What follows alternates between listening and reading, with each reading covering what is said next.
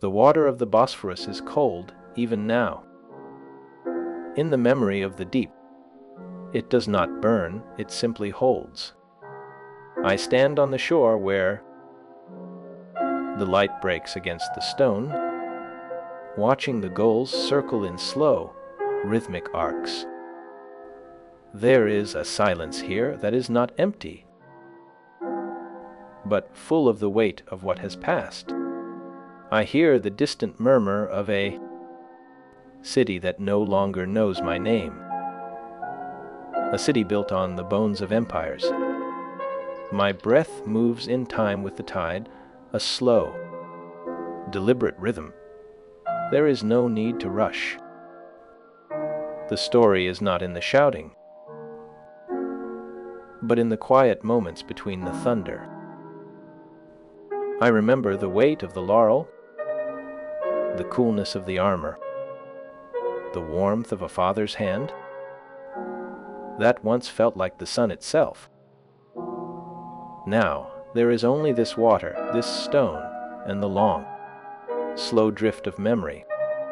The air smells of salt and old iron, a scent that clings to the skin long after the ship has docked. I walk along the path where the grass grows thick and untamed, brushing against my boots with a soft, dry rustle. The light here is different, softer than the harsh glare of the capital. It filters through the olive branches in dappled patterns, shifting with the gentle breeze. I touch the rough bark of a tree, feeling the deep grooves that mark the passage of years.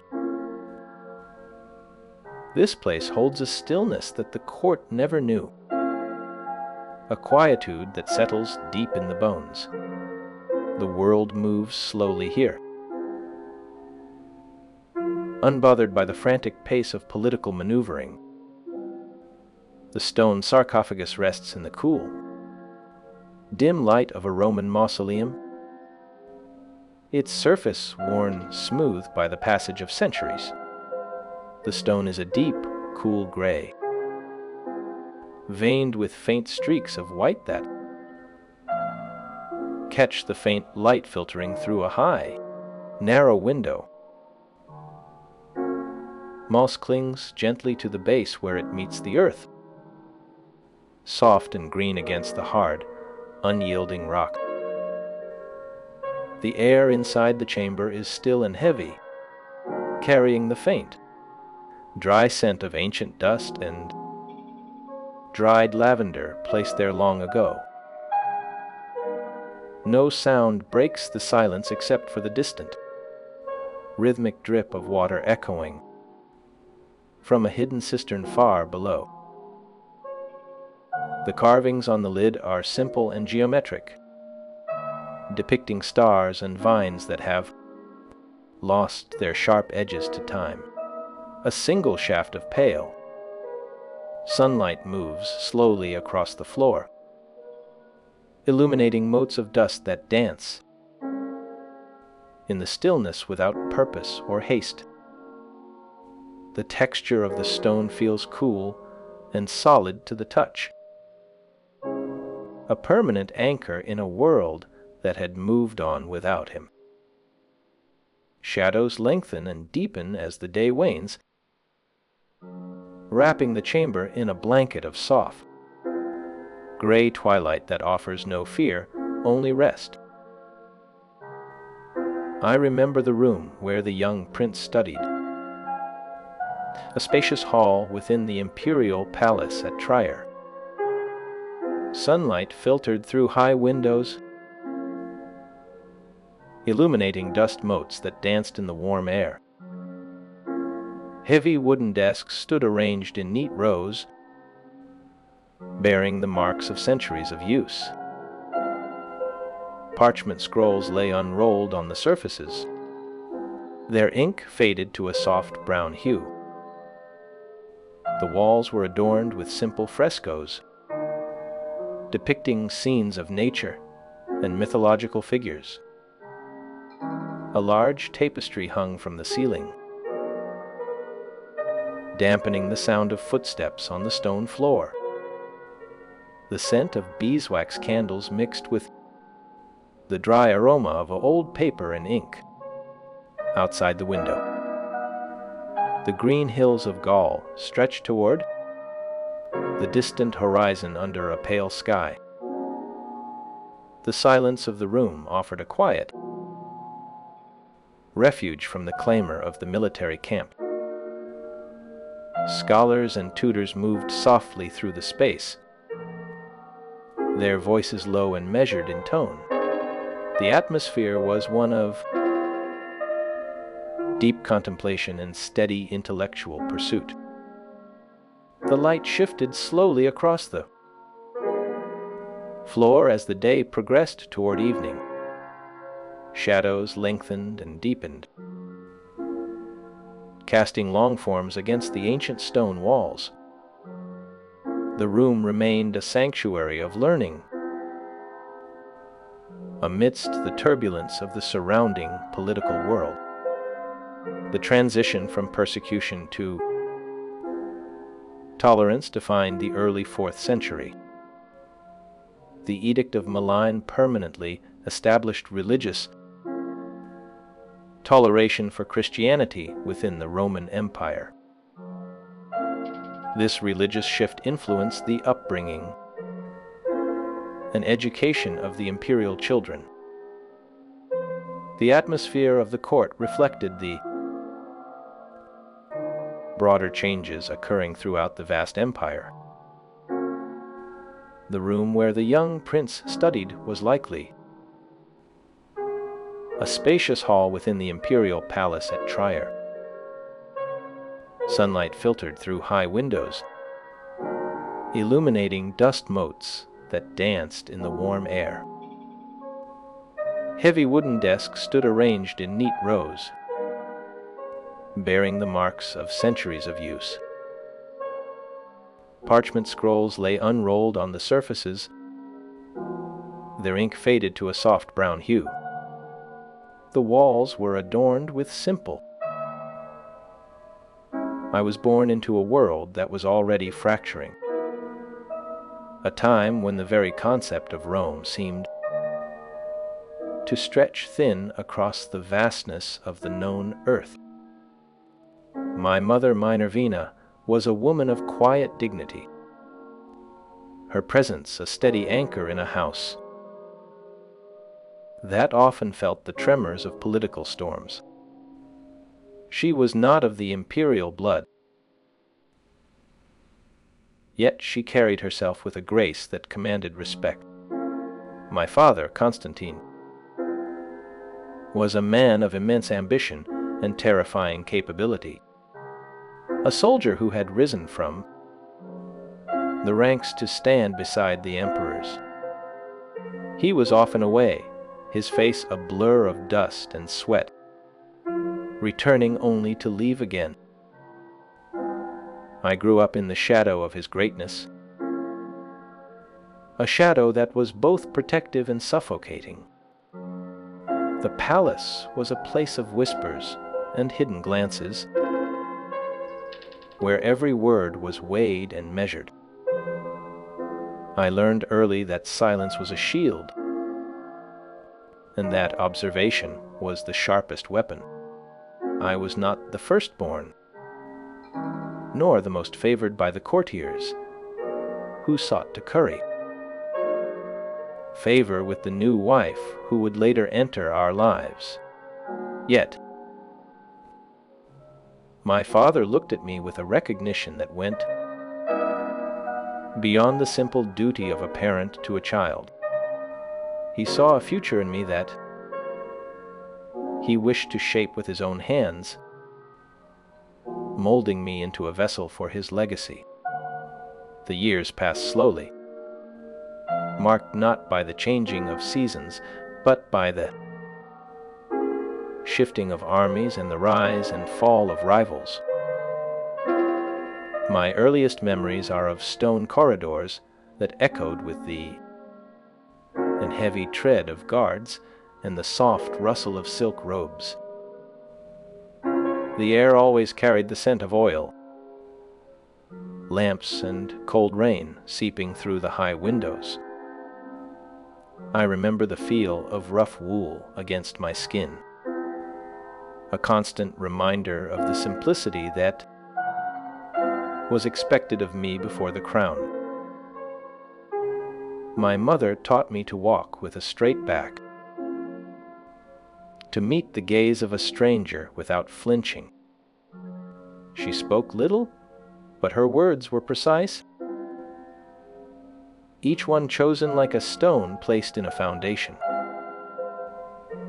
She knew the dangers that lurked in the court,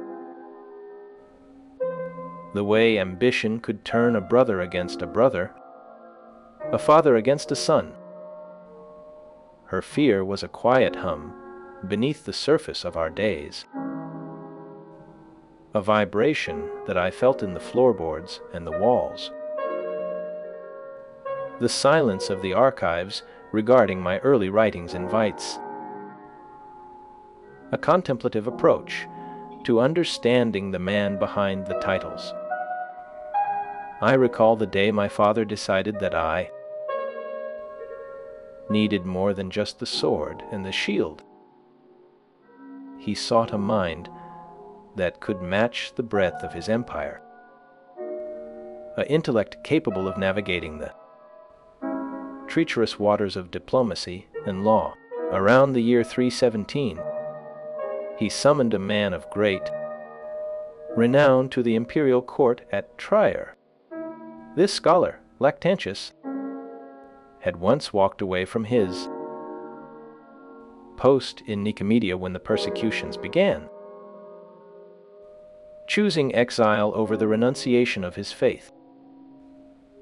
He emerged from that quiet retirement to guide my thoughts and my spirit. The old man arrived with a satchel of scrolls and a weary but kind face. His hands were stained with ink, and his voice carried the weight of years spent in the study of rhetoric and the new Christian way. He did not shout or command, but rather asked questions that made me think deeply about the nature of justice and power. We spent long hours in a room where the sunlight filtered through narrow openings, illuminating dust motes that danced slowly in the still air. A heavy wooden desk stood near the center, its surface worn smooth by years of use. Scrolls of papyrus lay stacked neatly beside a pot of black ink and a sharpened reed pen. The smell of the ink was sharp and earthy, a scent that became the perfume of my youth. I learned to hold the pen with a steady grip, to form letters that were strong and clear. Lactantius taught me that words could build empires just as surely as swords could tear them down. He spoke of the old traditions and the new faith, showing me how they might coexist in a world that was changing so rapidly. I absorbed these lessons with a diligence that surprised even the old scholar. He saw in me a hunger for knowledge that went beyond the mere desire for power. Our relationship flourished within the quiet halls of the palace where learning took precedence over war. It was a rare thing in those times to have a tutor who cared more for the mind than the battlefield. I remember the sound of his voice, a low rumble that filled the room, and the way he would pause to let a thought settle before speaking again. The years under his guidance were some of the most peaceful of my life, a time when the chaos of the world was held at bay by the walls of the library. The historical record does not detail the full scope of my interactions with other family members or rivals, but the rumors of the court were never silent. Later sources would claim an illicit relationship existed between me and my stepmother, Fausta. Yet these accounts remain uncertain and likely born of the gossip of those who wished to see me fall. Zosimus and Zanaras reported these rumors centuries after the events, suggesting a narrative of scandal rather than historical fact. I remember Fausta as a woman of sharp eyes and cold beauty, her presence a constant reminder of the political alliances that bound our family together. She was the daughter of Maximian, a man who had once been my father's rival, and her marriage to Constantine was a bridge built to unite two powerful houses. I walked the halls with her, exchanging polite words that masked the tension that lay beneath. There was no love lost between us, nor was there the hatred that the rumors suggested. We were two pieces on a chessboard, moved by the hands of those who sought to control the game. The truth of our relationship is lost to the fog of time, buried beneath layers of speculation and political maneuvering. What remains clear is the trust my father placed in me, a trust that grew with each passing year. I eventually assumed the role of consul on 3 separate occasions in the years 318 and 324. These appointments were not mere honors, but tests of my ability to govern, to judge, and to lead. Each time I stepped into the role, I felt the weight of the purple cloak, heavy with the expectations of the empire. I understood the complexities of law and the importance of justice, lessons learned from Lactantius and tempered by the harsh realities of the court. The transition from student to ruler was a natural progression in my life, a path that had been laid out before me since my birth. I ruled with a wisdom that belied my young age, seeking to bridge the old traditions with the new faith. The empire needed a leader who could do this, and I believed I was the one to do it. My early life was a foundation for a reign that would have been long and prosperous had fate not intervened. The events of my childhood shaped the man I became, a figure of promise in a turbulent era. The silence of the past holds my story with care, preserving the essence of my early years even as the details fade. I was a son of the empire and a student of wisdom, walking the halls of power with a confidence that came from knowing my place in the water of the Bosphorus is cold even now. In the memory of the deep, it does not burn, it simply holds. I stand on the shore where the light breaks against the stone, watching the gulls circle in slow, rhythmic arcs. There is a silence here that is not empty, but full of the weight of what has passed. I hear the distant murmur of a city that no longer knows my name, a city built on the bones of empires. My breath moves in time with the tide, a slow, deliberate rhythm. There is no need to rush. The story is not in the shouting, but in the quiet moments between the thunder. I remember the weight of the laurel, the coolness of the armor, the warmth of a father's hand that once felt like the sun itself. Now, there is only this water, this stone, and the long, slow drift of memory. The ships move through the narrow straits with a grace that defied the heavy currents. I felt the deck sway beneath my boots, a living thing responding to the pull of the Propontis. The air smelled of salt and wet rope, a sharp scent that filled the lungs and cleared the mind. We sailed through the Hellespont where the water turned from deep blue to a shimmering green. The sun hung low, casting long shadows across the hulls of the vessels. My hands gripped the tiller, feeling the vibration of the wood and the strain of the rigging. There was no room for error in these waters, only the steady application of skill and the quiet trust of the crew. The wind filled the sails, pushing us forward with a gentle but unyielding force. We passed the ruins of ancient cities on the shore, their stone walls crumbling into the sea. It was a time of great movement, of armies gathering and empires shifting on their foundations. The world was changing,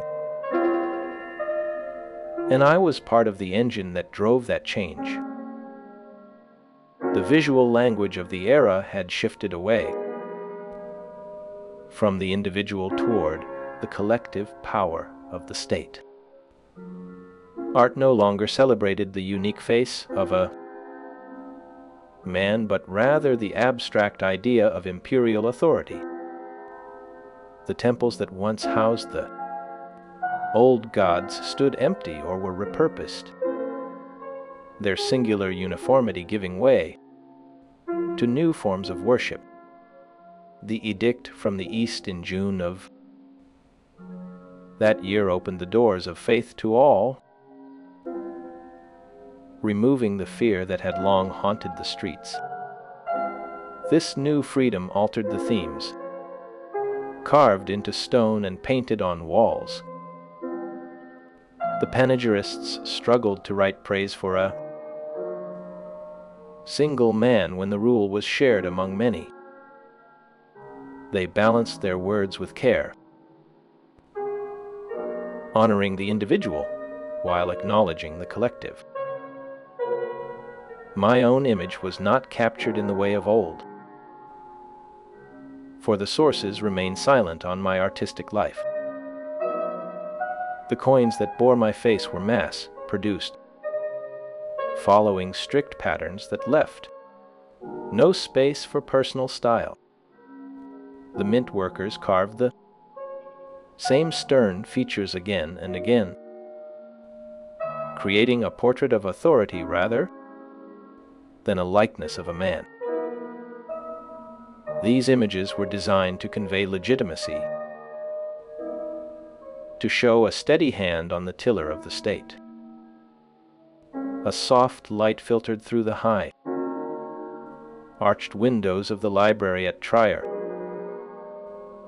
illuminating the dust motes that danced in the air.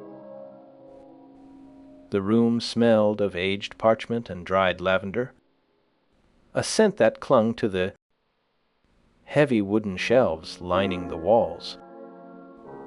A large stone fireplace held the embers of a dying fire, casting a warm, amber glow across the mosaic floor. The silence was profound, broken only by the occasional scratch of a quill on paper or the turning of a heavy page. Outside, the rain fell gently against the glass,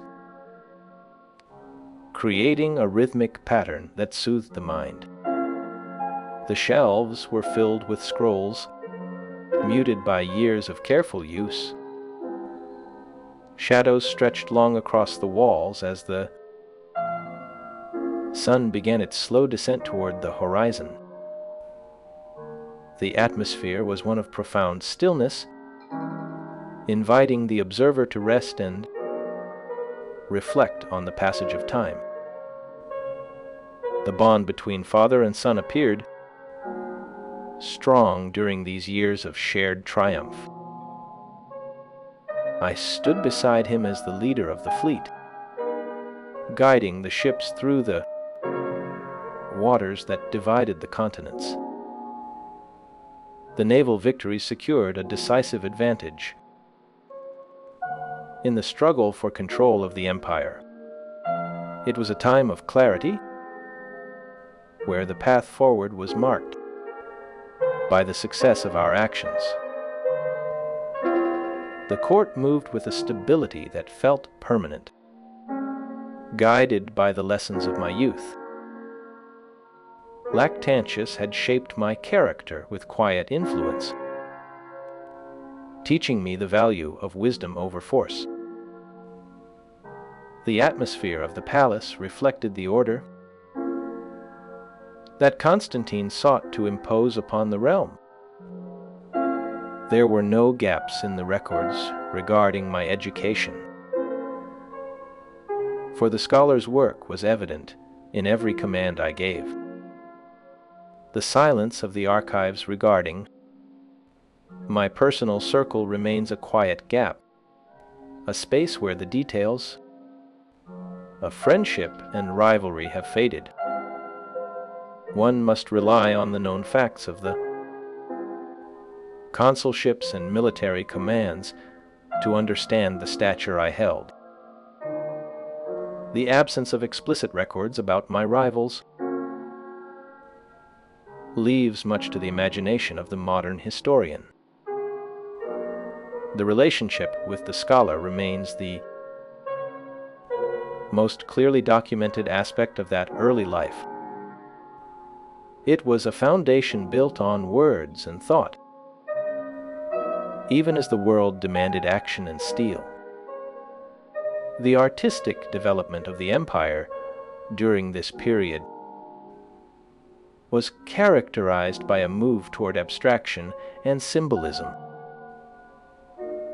The realistic portraiture of the classical era gave way to more stylized representations of imperial power. This shift is evident in the coins and other artifacts that have survived from the reign of my father and my own brief time. The numismatic evidence provides the only consistent visual record of my appearance and status. These coins were mass-produced and followed strict conventions that left little room for individual artistic experimentation. The portrait of Crispus on these coins was designed to convey authority and legitimacy rather than personal style. The mint workers who created these images followed established patterns that had been used for previous emperors. The historical sources do not describe the artistic development of Crispus in any direct or detailed manner. The available texts focus on the political career and the tragic end rather than the creative output. One source mentions a work called the Historia Nova, but this text covers the history of the Roman Empire to the year 410. This historical work was not created by Crispus, but by a later author writing about the empire. The silence of the sources regarding his artistic life suggests that he was not known as an artist in his own time. The legacy of Crispus was left incomplete by the abruptness of the untimely death. He left behind a young child who would grow up without the guidance of a father. The memory of his life faded quickly as new political realities reshaped the empire. His name was occasionally invoked in later centuries, but the details of his character were lost to time. The few facts that survive serve as a reminder of the fragility of human life in antiquity. His story is one of potential unfulfilled and promise cut short by the machinations of power.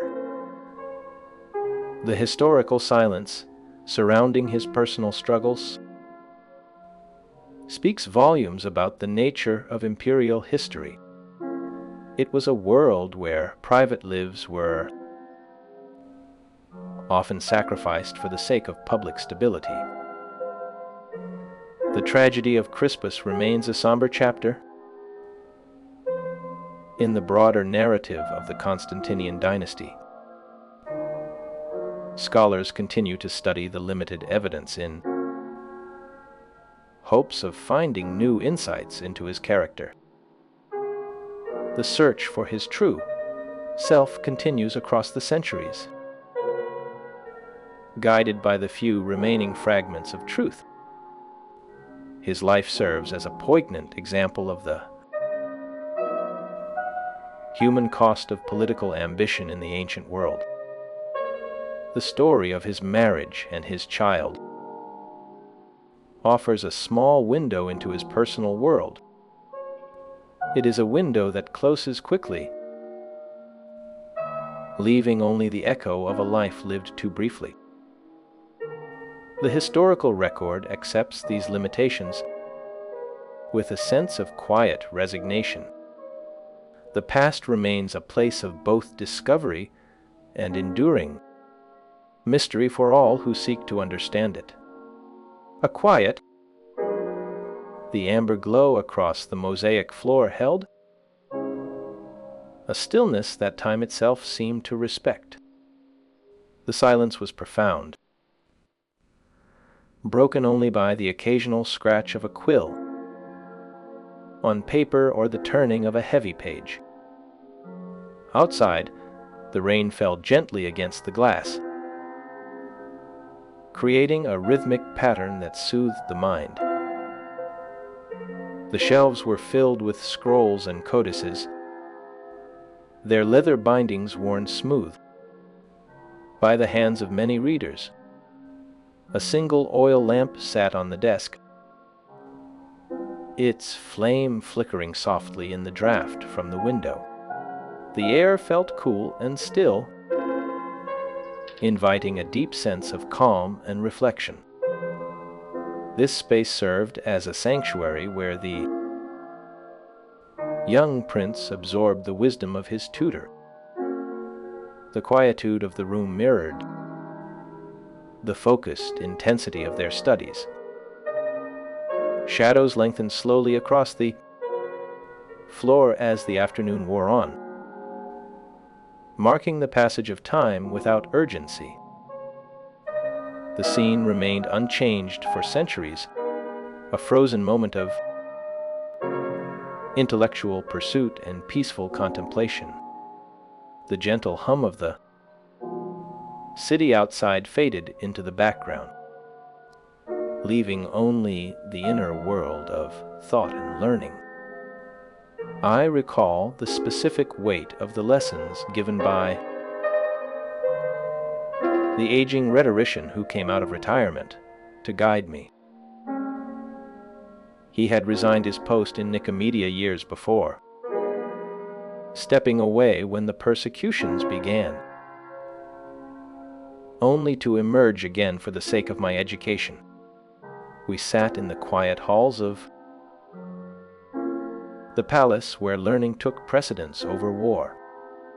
His voice was steady, a low rumble that filled the room with the sound of ancient wisdom. He brought his extensive knowledge of rhetoric, and Christian thought to the imperial court, weaving them together with a skill that amazed me. I absorbed these lessons with diligence under his steady hand, feeling the structure of my own mind take shape. Our relationship flourished within those stone walls, a bond built on the shared pursuit of truth. Later sources would claim an illicit relationship existed between me and my stepmother, yet those accounts remain uncertain, shadows cast by later gossip. Zosimus and Zonaras reported these rumors centuries after the events, suggesting they were born of rumor rather than fact. The historical record does not detail the full scope of my interactions with other family members or rivals, leaving those gaps to be filled by imagination.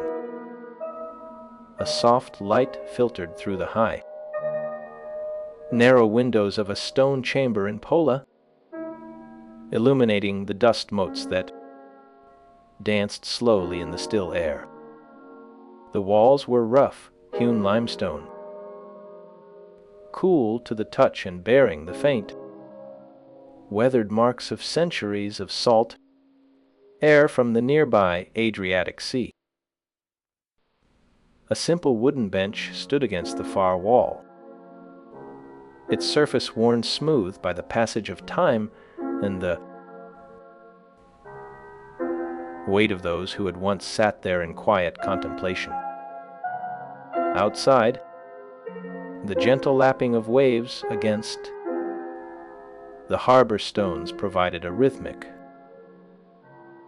soothing backdrop to the silence within the room. The air smelled faintly of dried lavender and old stone, a scent that seemed to preserve the memory of the place without demanding attention. Shadows stretched long and slow across the floor as the sun began its descent, painting the room in hues of amber and soft gray. No sound disturbed the peace of this ancient space, allowing the mind to drift effortlessly into a state of deep, restful calm. My path toward power was defined by my mother, Minervina, whose quiet dignity shaped my early standing within the imperial household. She was not of the imperial blood, yet she carried herself with a grace that commanded respect in a house of shifting alliances. My father recognized the potential in his firstborn and sought to provide the finest education available. Around the year 317, he appointed the renowned scholar to serve as my private tutor at Trier. This collaboration between the aging rhetorician and the imperial heir marked a significant moment in our shared history. The tutor brought his knowledge to the court, and I learned to speak and think with clarity and purpose. I eventually assumed the role of consul on 3 separate occasions in the years 318 and 324. These appointments demonstrated the growing trust my father placed in my administrative and military capabilities.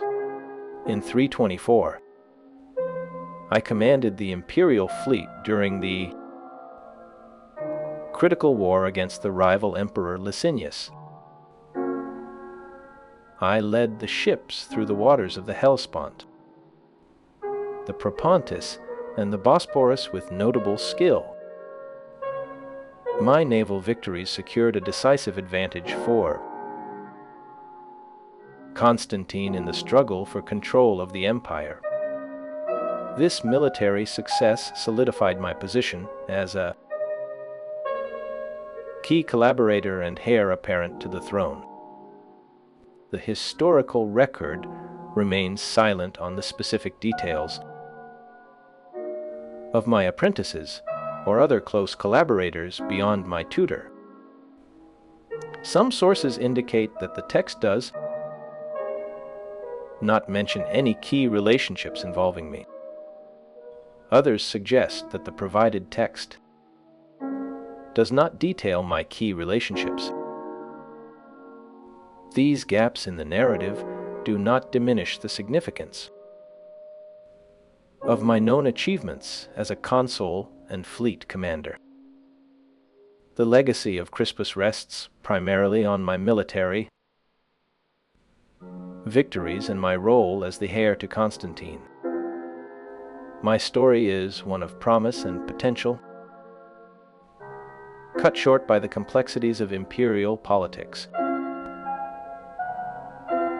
The relationships that define my life were those of duty, education, and command within the Roman Empire. The uncertainty surrounding my personal life adds a layer of mystery to my historical profile. Future discoveries may yet reveal more about the men and women who surrounded me in the palace. For now, the known facts provide a solid foundation for understanding my place in history. The calm certainty of the historical record allows the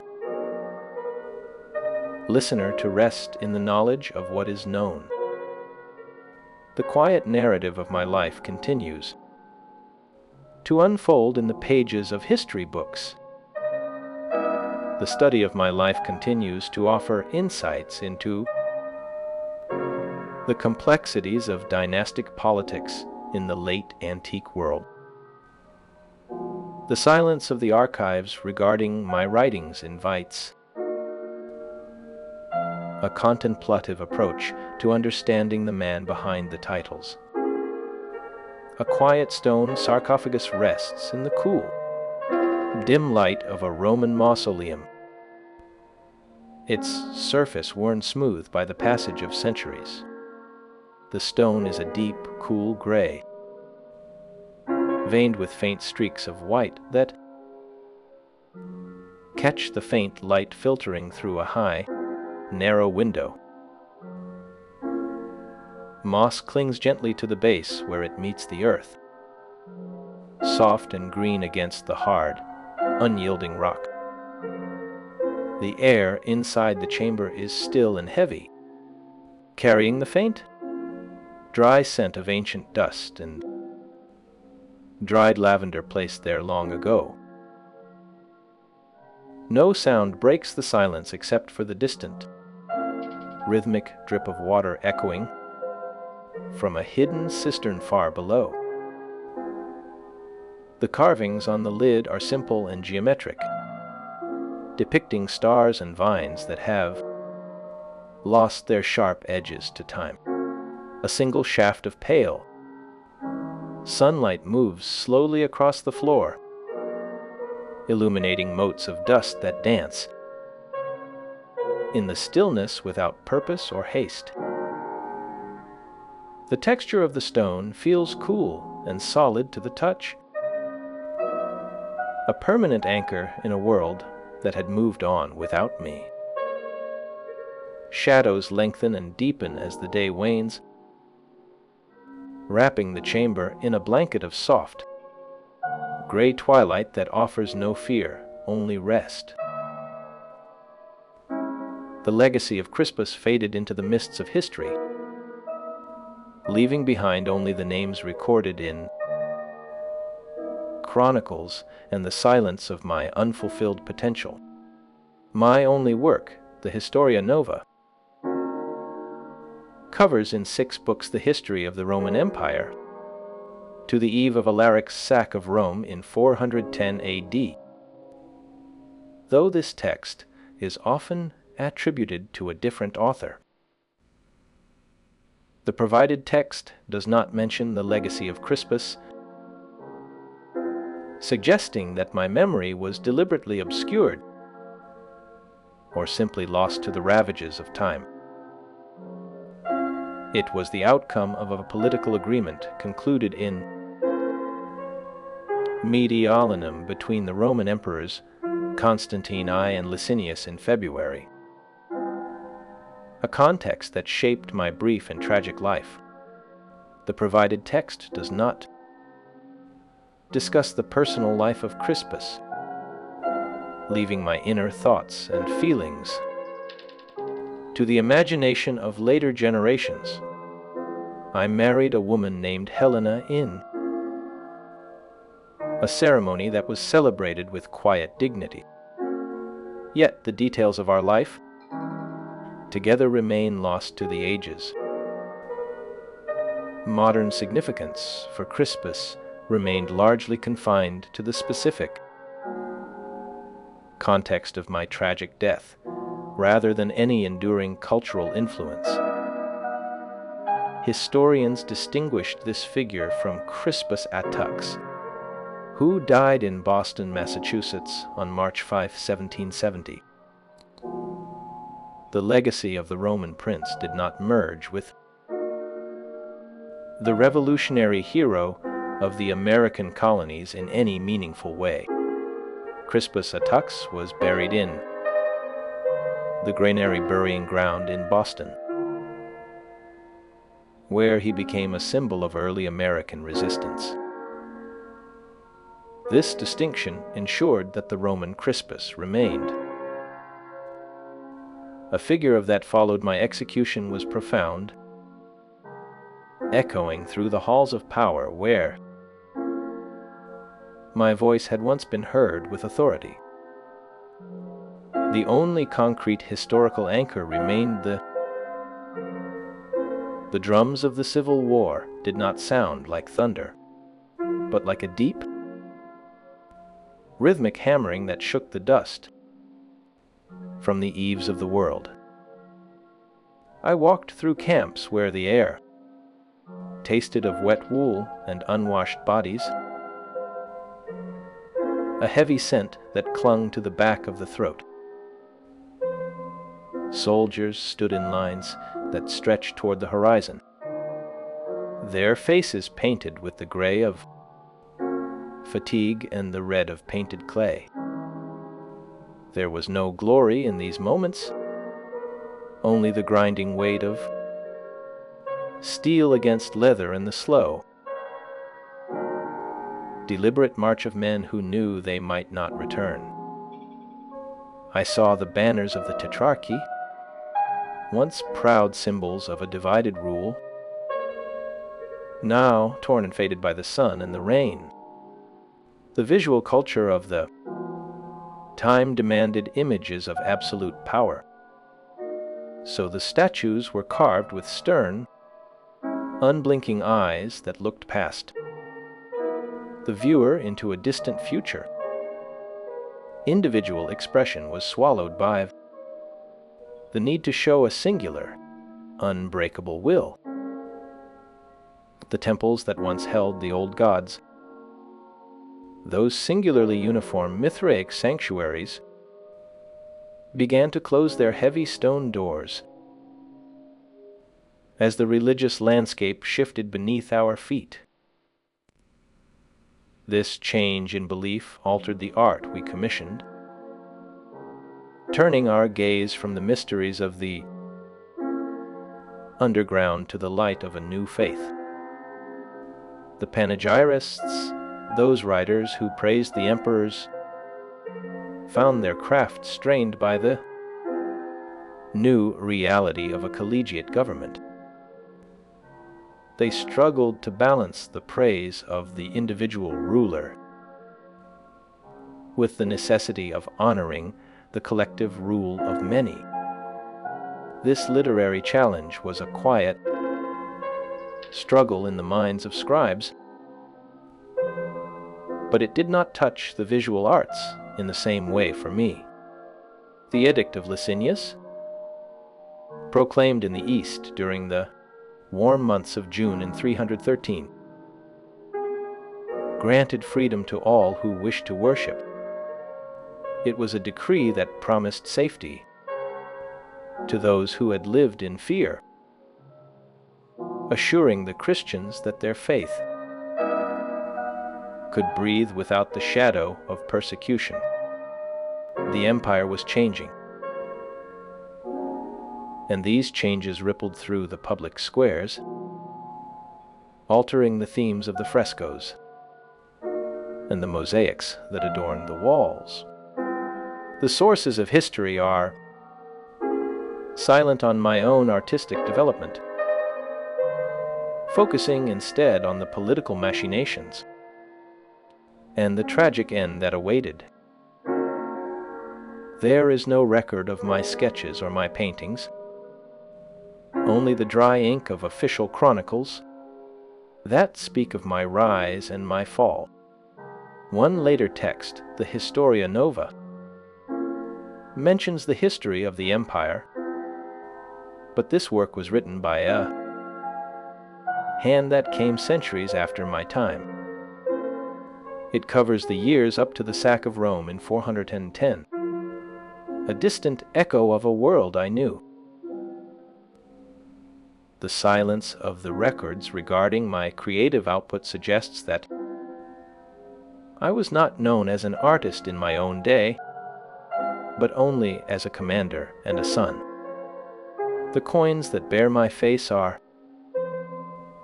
the only consistent visual record of my existence, mass produced in the mints of the empire. These coins followed strict conventions that left little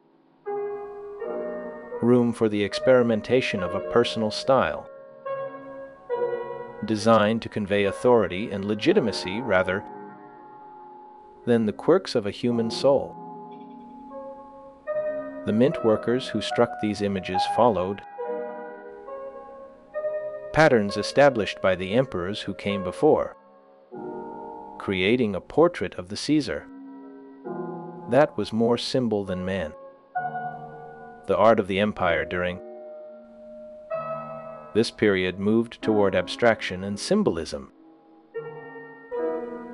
shedding the realistic portraiture of the classical age. The faces of the rulers became stylized, their features simplified to represent the power of the office rather than the individual who held it. This shift is evident in the artifacts that have survived, showing a world that valued the idea of the emperor over the flesh and blood of the man. The coins and the statues stand as testaments to this new way of seeing, where the human element was subsumed by the need for a stable, unchanging image of power. In the quiet workshop of a 4th century Roman mint, the light fell softly upon the bronze dies that lay waiting on the wooden bench.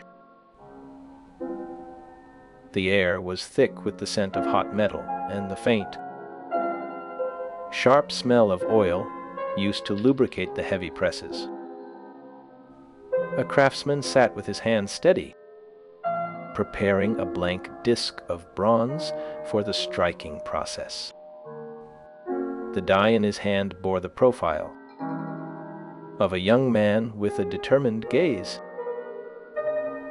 the hair cut short and neat in the style of the day. He placed the blank carefully into the press, the heavy iron hammer rising slowly above the metal with a mechanical grace.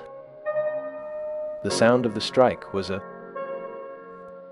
dull thud that echoed through the quiet room, a rhythmic heartbeat of the empire.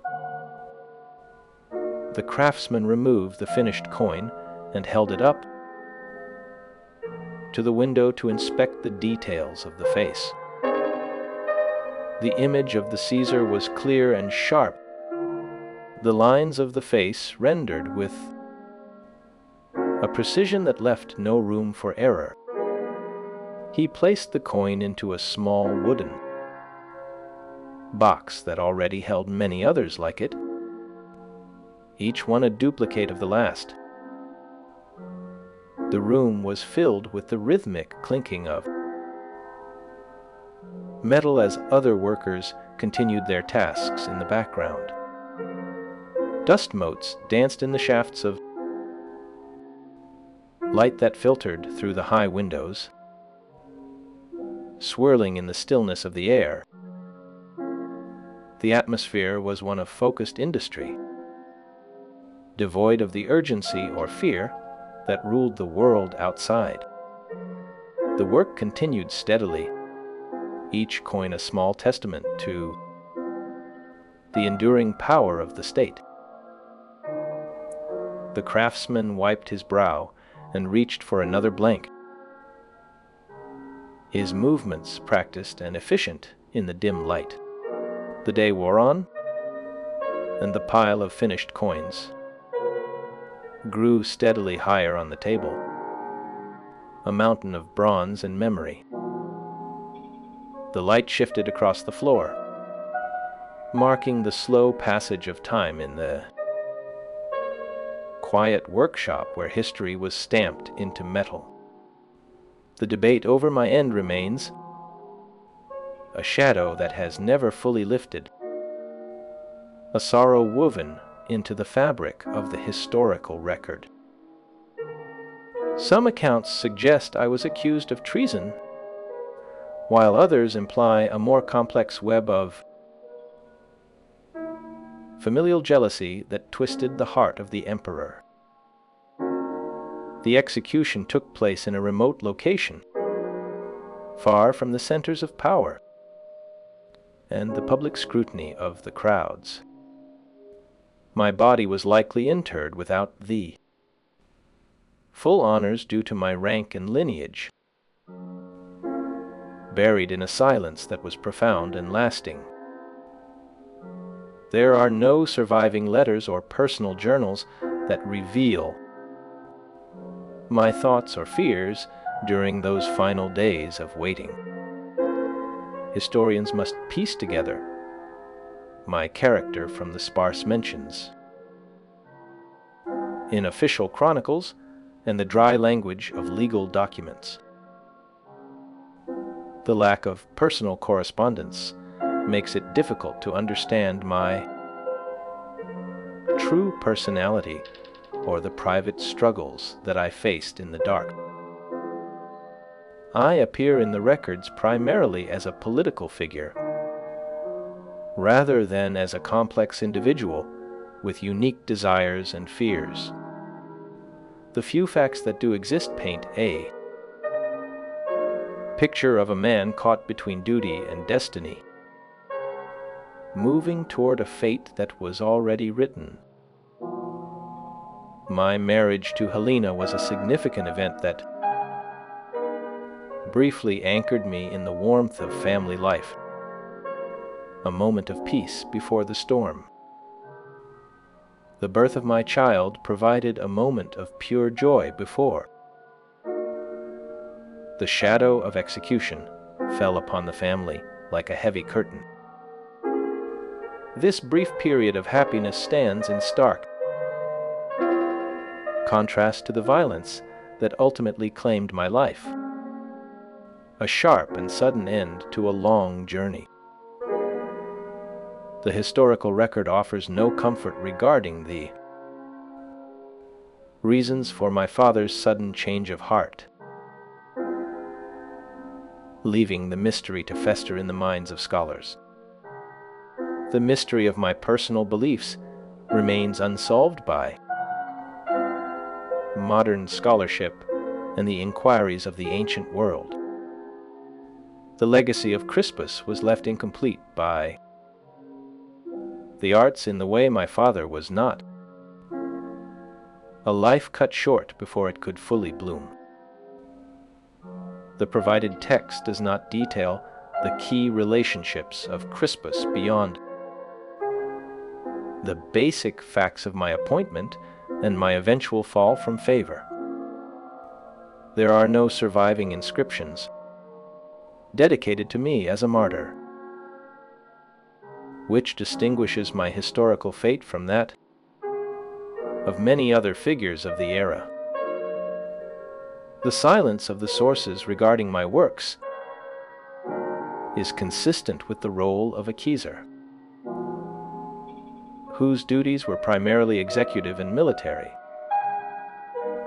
The extant copies of the decree are those posted by Licinius in the eastern parts of the empire, showing that the legislative output of the time was dominated by the senior emperors. My only work, the Historia Nova, covers in 6 books the history of the Roman Empire to the eve of Alaric's sack of Rome in 410 AD. But this was written by a different author named Zosimus, not by me. This distinction is crucial for understanding the attribution of historical texts from this period, separating the man from the myth.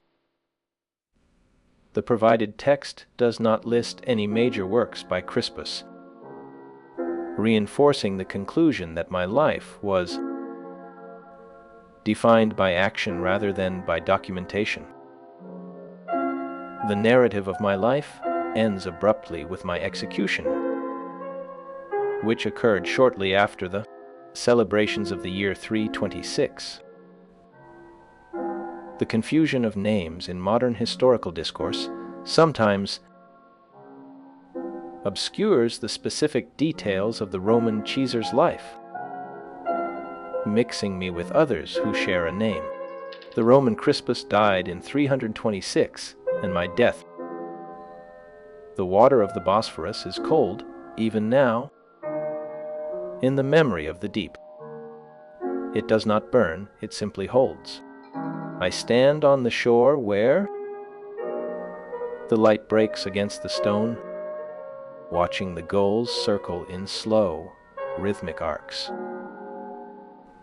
There is a silence here that is not empty, but full of the weight of what has passed.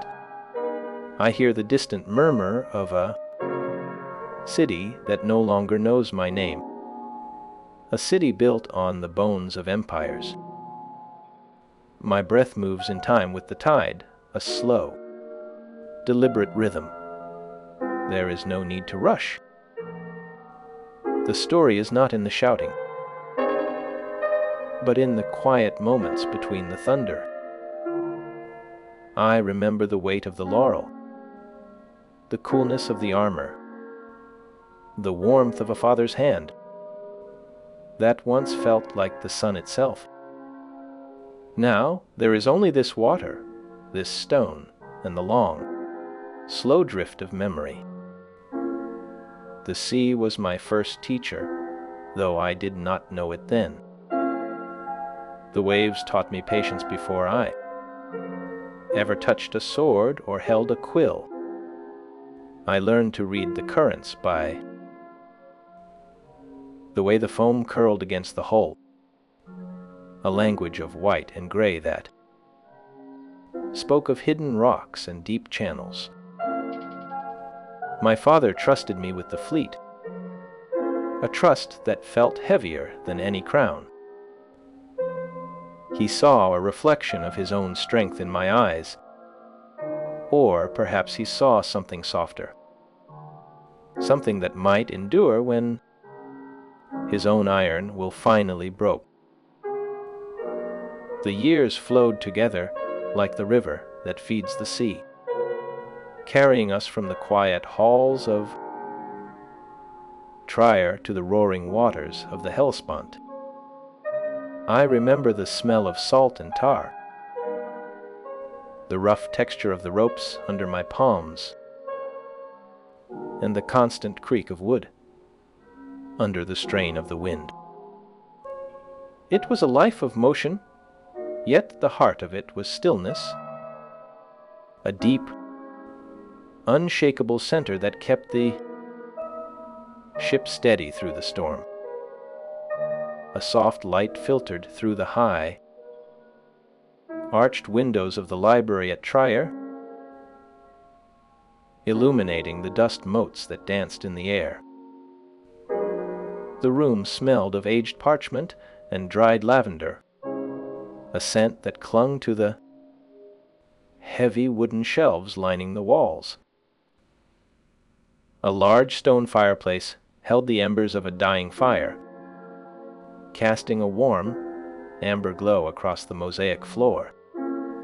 The silence was profound, broken only by the occasional scratch of a quill on paper or the turning of a heavy page. Outside, the rain fell gently against the glass, creating a rhythmic pattern that soothed the mind. The shelves were filled with scrolls, their leather covers worn smooth by years of careful use. Shadows stretched long across the walls as the sun began its slow descent toward the horizon. The atmosphere was one of profound stillness, inviting the observer to rest and reflect on the passage of time. I walked these halls with a sense of purpose, guided by the scholar Lactantius, who had become a father to my mind. His voice was calm and measured, weaving words into a tapestry of law and justice that I would later try to wear. He taught me that power was not a weapon to be wielded, but a burden to be carried with grace. The lessons were not always easy, for they required me to look inward as often as I looked outward. I learned to distinguish between the noise of the crowd and the whisper of truth. The transition from student to ruler felt natural, like a river finding its way to the sea. I was young, yet I felt the weight of centuries pressing against my shoulders. The empire needed a leader who could bridge the old traditions with the new faith, and I seemed to embody this balance perfectly. The city of Trier was my home during these formative years, a place of stone and learning where the future was written in the dust of the past. The day the order came to sail, the sky was a pale, washed-out blue. I gathered the fleet, a fleet of ships that looked like a forest of masts rising from the water. My heart beat with a steady rhythm, not of fear, but of anticipation. I led the ships through the waters of the Hellespont, the Propontis, and the Bosporus with a skill that surprised even me. The wind was in our favor, pushing us forward with a gentle, persistent hand. We moved as one, a single organism breathing in the rhythm of the waves.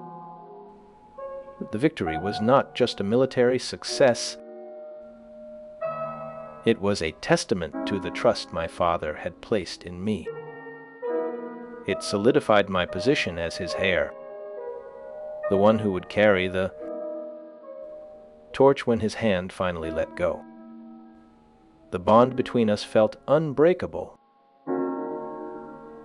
forged in the fires of shared triumph and governance. I saw the pride in his eyes, a pride that warmed me more than the midday sun. Yet history is a fickle thing, and it often chooses to remember only the loudest moments. The official record speaks of my consulships and my naval victories, but it remains silent on the man behind the titles. There are no letters from me, no diary entries, no personal musings that might reveal the inner workings of my mind. The silence is a vast, empty space where my voice should be. It is a reminder of how fragile memory can be, how easily a life can be erased by the politics of the powerful. The coins that once bore my image were melted down or defaced, yet some have survived to tell the story of my rise and fall. These bronze pieces are the only things that truly speak of me now, capturing the dignity of my office before the fall. They are cold and hard, yet they hold the warmth of a moment that has long since passed. The study of my life requires an interpretation of the political context of the early 4th century, a time of great change and great uncertainty. I have come to accept this silence, for it is part of the story. The absence of my writings does not diminish the significance of my role in the history of the Roman Empire. The focus was on the immediate needs of the state and the stability of the dynasty rather than on the personal intellectual achievements of the Caesars. I was a tool of the empire, a soldier and a ruler, and that is what the record remembers. The details of my personal life, my friendships, my fears, are lost to the passage of time. Some records simply state that the text does not detail the key relationships, leaving much to the imagination of the modern historian. The silence of the archives regarding my personal circle remains a quiet gap in the historical narrative. Scholars continue to piece together the fragments of my life from scattered references in later chronicles. The absence of explicit records about my rivals leaves much to the imagination of the modern historian. One must rely on the known facts of my consulships and military commands to understand my political stature. The relationship with Lactantius remains the most clearly documented aspect of my early life and education. This mentorship provided the foundation for my later achievements as a commander and administrator. The quiet influence of the scholar shaped the character of the young prince in ways that history can only infer. The imperial court moved forward with me at its center, guided by the lessons of my youth. The atmosphere of the palace reflected the stability and order that Constantine sought to impose upon the realm. I traveled to my new post, carrying the weight of my father's trust. The journey was long and arduous, yet I faced it with the courage of a prince. I understood the complexities of law and the importance of justice. The transition from student to ruler was a natural progression in my life. I ruled with a wisdom that belied my young age. The empire needed a leader who could bridge the old traditions with the new faith. I seemed to embody this balance perfectly. My early life was a foundation for a reign that would have been long and prosperous. The events of my childhood shaped the man I became. I was a figure of promise in a turbulent era. The silence of the past holds my story with care. The details of my birth remain elusive, but my impact was clear. I was the firstborn son of a great emperor. My mother's name is remembered only in fragments. My father's love was evident in the opportunities he provided. The education I received was a gift of great value. The city of Trier was my home during these formative years. The scholar Lactantius was my guide and mentor. The year 305 is the most likely time of my. The final years unfolded within the shadowed corridors, where imperial power met the quiet weight of expectation. I remained a visible figure during the early stages of my father's celebrations in Rome. Those long days in July and August when the city held its breath for a new age. Newly struck bronzes from that time still bear my likeness, a silent testament to a standing that felt secure even as the ground beneath shifted. The air in the capital was thick with the scent of roasting meat and incense, a heavy perfume that could not mask the underlying tension. Some accounts whisper of treason, of a web of jealousy spun by those who feared the son more than the father. The accusation was never fully spoken, only felt in the sudden coldness of a gaze or the abrupt silence of a courtier. The execution happened in a remote place, far from the eyes of the public and the noise of the forums. Pola became the final destination, a quiet harbor where the waves lapped against stone walls that had seen centuries of similar fates. My body was likely laid to rest without the full honors due to a Caesar, stripped of the purple and the crown that had once felt so natural. The silence that followed was profound, a heavy blanket that settled over the family and the empire alike.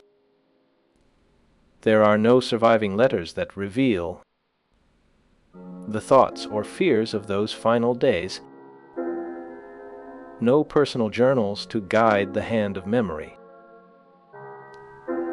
Historians must piece together the character from sparse mentions in official chronicles and dry legal documents that record only dates and decrees. The lack of personal correspondence makes it difficult to understand the true personality or the private struggles of a man caught between duty and destiny. I appear in the records primarily as a political figure, a name on a list of appointments and removals, rather than as a complex individual with unique desires.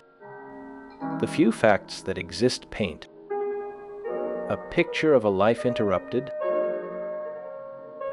a story cut short by the sudden machinations of power. My marriage to Helena was a significant event that briefly anchored me in the warmth of family life, a small island of joy in a turbulent sea.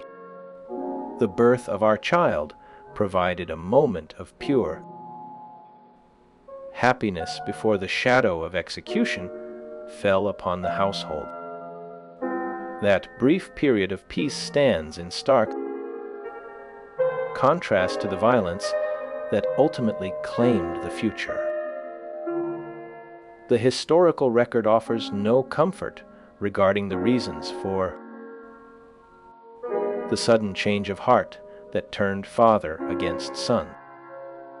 The mystery of personal beliefs remains, unsolved by modern scholarship and ancient inquiry, lost to the erosion of time. In the quiet halls of a Roman villa from this era, the light filtered softly through high, narrow windows that framed the sky in strips of pale gold. Dust motes danced in the golden beams that illuminated the polished marble floors, swirling in patterns that seemed to have no beginning or end. A simple wooden table stood near a wall adorned with faded frescoes of pastoral scenes, where sheep grazed in a world that knew no war. The air smelled faintly of olive oil and dried lavender hanging from the ceiling beams, a scent that clung to the stone and the fabric of the curtains. Silence filled the room, broken only by the distant sound of water dripping into a stone basin, a rhythm that measured the passage of hours without haste. A woven rug covered the center of the floor, its colors muted by years of careful use, soft under the bare feet of those who walked there. Shadows stretched long across the walls as the sun began its slow descent toward the horizon, painting the room in hues of amber and deep violet. The atmosphere was one of profound stillness, inviting the observer to rest and reflect on the passage of time without fear or hurry. The legacy was left incomplete by the abruptness of the end, a story that stopped mid-sentence. I left behind a young child who would grow up without the guidance of a father, a void that no amount of power could ever fill. The memory of the life faded quickly as new political realities reshaped the empire, rewriting the history to suit the needs of the living. The name was occasionally invoked in later centuries, but the details of the character were lost to the fog of time. The few facts that survive serve as a reminder of the fragility of human life in antiquity, where a single decision could erase a lineage. The story is one of potential unfulfilled and promise cut short by the machinations of power that cared little for individual lives. The historical silence surrounding the personal struggles speaks volumes about the nature of imperial history, where private lives were often sacrificed for the sake of public stability. The tragedy remains a somber chapter in the broader narrative of the Constantinian dynasty, a stain that never fully washed away. Scholars continue to study the limited evidence in hopes of finding new insights into the character, guided by the few remaining fragments of truth. The search for the true self continues across the centuries, a quest that yields more questions than answers. The life serves as a poignant example of the human cost of political ambition in the ancient world, a lesson written in blood and silence. The story of the marriage and the child offers a small window into the personal world, a glimpse of what might have been. It is a window that closes quickly, leaving only the echo of a life lived too briefly to leave a lasting mark. The historical record accepts these limitations with a sense of quiet resignation, acknowledging the gaps that can never be filled. The past remains a place of both discovery and enduring mystery for all who seek to understand it. The dynastic bronze coins struck in Rome before the departure in 326 no longer featured the face, marking the official end of the public memory. This erasure was a deliberate act of damnatio memoria that sought to remove the name from the official history of the dynasty, to pretend it never existed. The absence of the works in the historical record invites a quiet reflection on the nature of power in the late Roman Empire, where the state demanded total loyalty. The focus was on the immediate needs of the state and the stability of the dynasty, rather than the individual who once held the future. The years passed slowly, and the memory of the young Caesar softened into a legend, whispered in the courts of Europe but never fully understood. The silence of Pola remains, a quiet testament to a life that ended too soon and a future that was never realized. Only in the realm of mythology do immortal gods live outside of time in their eternal, incorruptible abodes, but the mortal remained bound by the laws of the Father. The story serves as a somber reminder of the fragility of power and the high cost of imperial ambition in the ancient world. The final years were a slow descent into the shadows, where the light of the sun could not reach. The legacy is not one of great works or monumental buildings, but of a silence that speaks louder than any proclamation.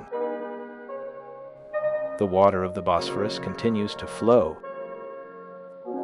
indifferent to the names that rose and fell upon its shores. The stone walls of Pola still stand, holding the memory of a son who was loved and then lost. The dream of the empire continued without him, marching forward on the path of destiny that he was no longer part of. The weight of the laurel is gone, replaced by the lightness of dust that settles on forgotten things.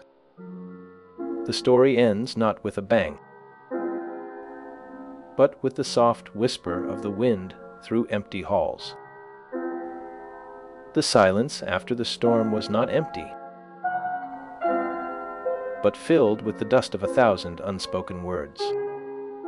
I watched from the edge of history as the world shifted its weight, turning from the blood of the arena to the quiet ink of the scriptorium.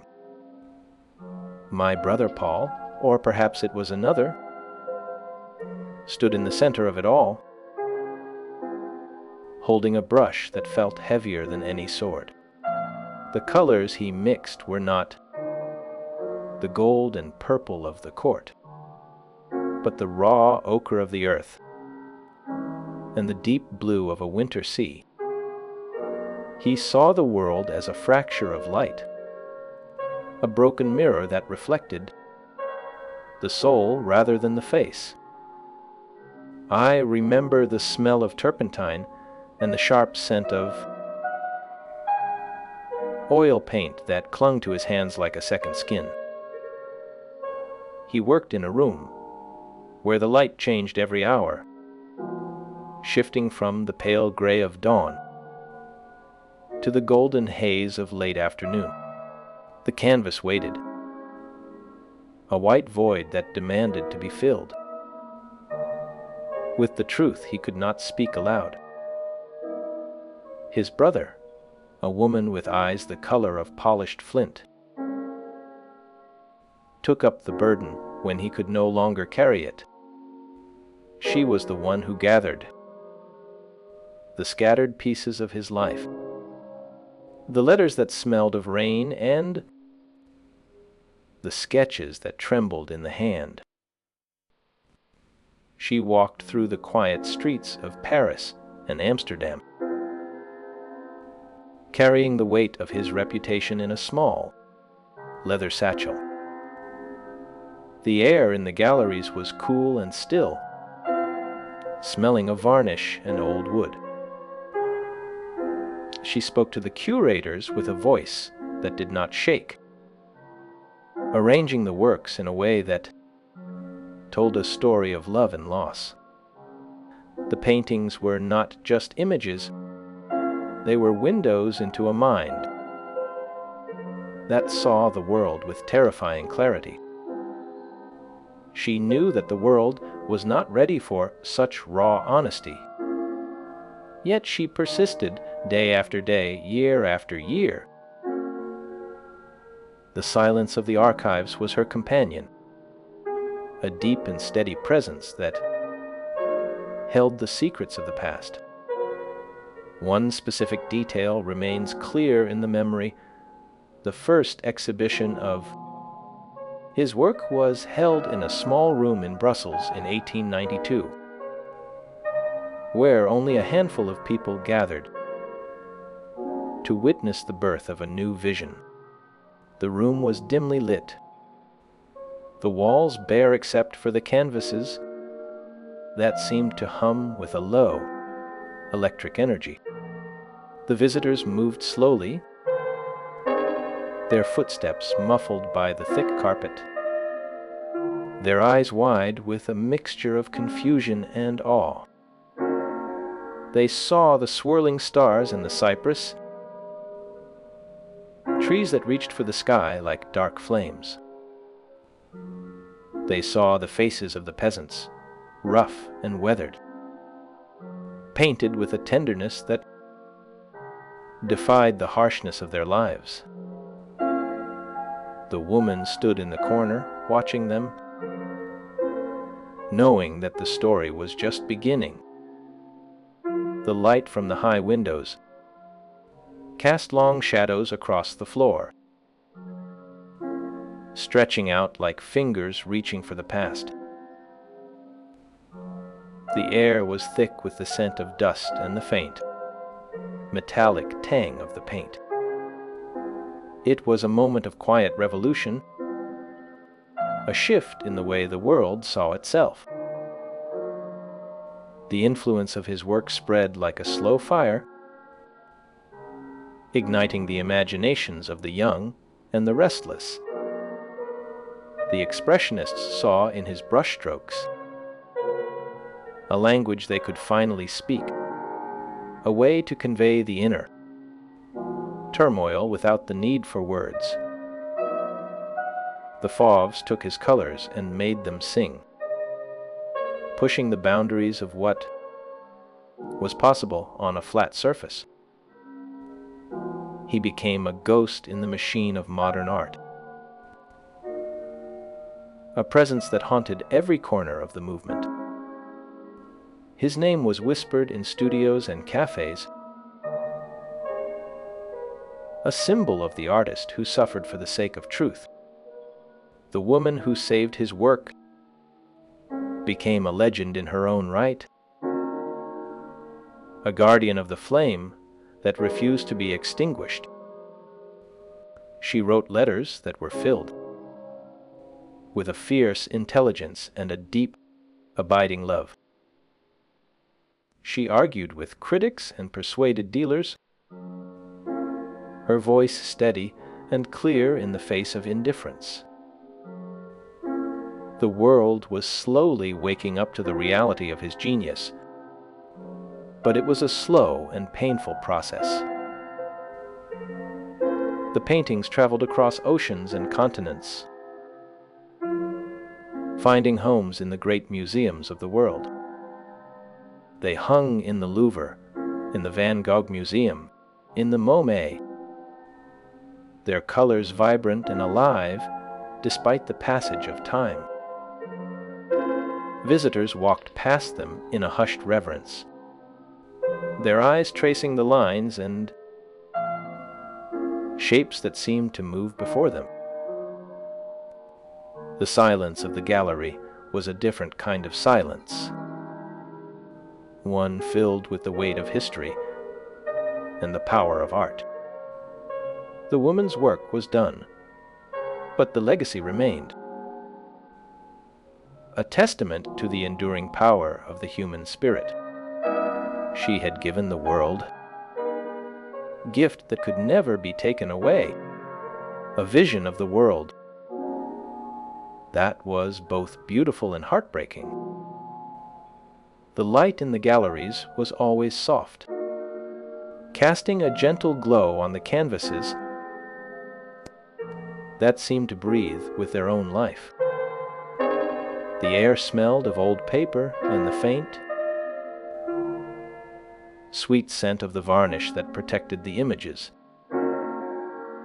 A curious fact about the preservation of these works is that the specific yellow pigment he favored, chrome yellow, contains lead and sulfur, which reacts with light to turn the color into a dull, brownish hue over decades. A chemical betrayal that time itself cannot undo. Yet, even in its fading, the color retains a ghost of its former brilliance, a reminder of the intensity with which he saw the world.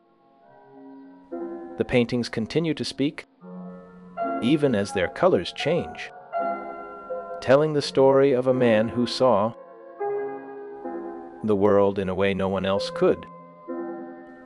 The woman who saved them is gone now, but her work remains. A silent guardian of the legacy she fought so hard to protect. The world has changed since then, but the paintings remain the same, a constant presence in a changing world. The light shifts across the floor, casting long shadows that dance with the memory of the past. The silence is deep and full, a sanctuary for the soul. The final reflection is one of peace, a quiet acceptance of the journey that has been traveled. The story is complete, the pages turned, the ink dried. The paintings hang in the museums, a testament to the power of art to transcend time and space. The woman who saved them is remembered with gratitude, her name a whisper in the wind of history. The legacy is not just in the paintings, but in the way they continue to inspire and move people across the world. The light in the gallery is soft and warm, a reminder of the sun that once shone on the fields of Arles. The air is still, filled with the scent of the past and the promise of the future. The silence is a gift, a space for the mind to rest and the heart to heal. The story ends here, in the quiet of the gallery, with the paintings standing as silent witnesses to a life well lived.